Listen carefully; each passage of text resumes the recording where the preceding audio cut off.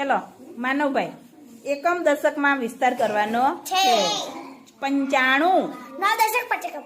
43 6 દશક 3 એકમ 25 2 દશક 5 એકમ 74 7 દશક 4 એકમ વેરી ગુડ 52 5 દશક 2 એકમ 64 6 દશક 4 એકમ વેરી ગુડ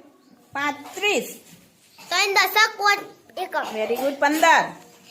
1 દશક 5 એકમ વેરી ગુડ 34